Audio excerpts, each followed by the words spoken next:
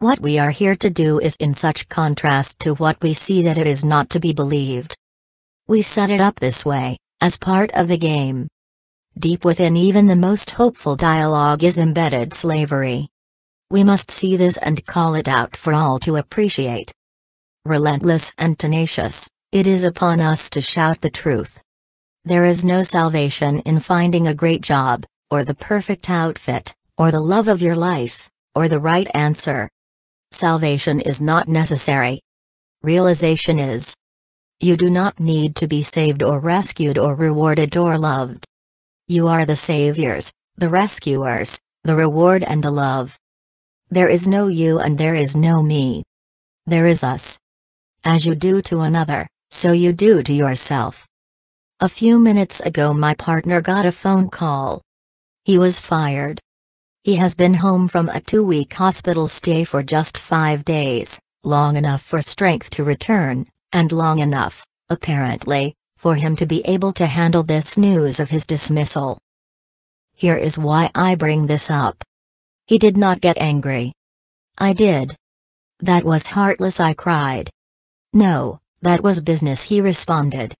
And such is the world we occupy today. This is not a world I want to focus on or make any larger or more solid than it appears to be right now. I notice, with his dismissal, that we will not find lasting comfort in any of the places we have relied on. Not in a full bank account, or a kind word, or a warm blanket, or a healthy lab report, or an elected official.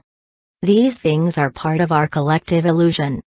They are nice sometimes and not nice others. What they have in common is their impotence. We are together learning what this ascension is. It is at all times individual. It is also part of this fantasy life we lead. There is no place to ascend to, not really. We are beings of light. Period. There are reports of the necessity to perform works of service and percentages of love reached before you can ascend. That's bullshit, if you'd pardon the phrase. We have been each other. We are one. This is a circular journey. As you do to another, you've done to yourself. As you do to yourself, you've done to another. The heartless business associates that fired my partner are only perpetuating a myth. It is the myth of conditions, of quotas, and of passing test scores. It is the myth of not being enough to join the others, the myth of separation. It is still a myth we subscribe to. All of us. Notice how they are kept separate in this posting by the word heartless. As long as we believe this myth, it is perpetuated. This whole story can change when we stop believing it is telling us the truth. Yet, even when belief is reached, in oneness, there is another part, and the place I find myself today illustrates it perfectly. It is the blame. It is the separation. It is judgment. Although it feels necessary, in some situations, and is always personalized, what is emerging lately is that most blame comes up when those persons are intertwined with business, or institutions, or money. What we may be saying now, instead of I hate you, fill in the blank with appropriate and specific person, is I hate this, fill in the blank with an appropriate corporation or system or organization or belief system. And this, my fellow light workers, is an astounding transition. In the last week or so I've had multiple conversations with muggles, non-magic folk, and it has been about the presidential race here, but not about the people as much as what they represent in us. It is fascinating to watch. What is emerging is oneness. There is no other conclusion. It is surprising to see how much we agree, and out loud. Anyone within earshot of a few words that include election or Hillary or Trump walks right into the conversation, and these are complete strangers. They are united in their humanity, in compassion, and in equality.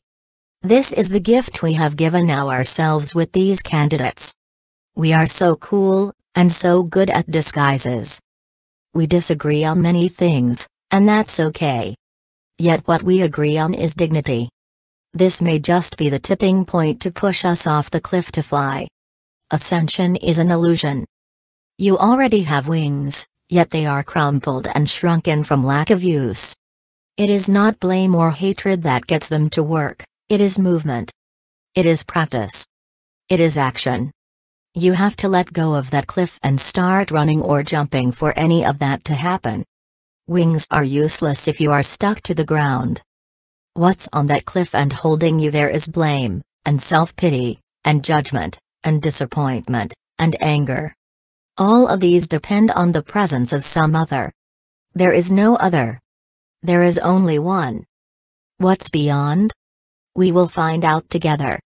We are entering this next part, pushing ourselves off one by one and shouting back. Come on. It is spectacular here. Each setback is a gift, which is also known as a present. Accept and love each present you notice. It is meant for you and created by you, and there is always another waiting for you. We are the ones we are waiting for. Thank you, with so much love, Sophia.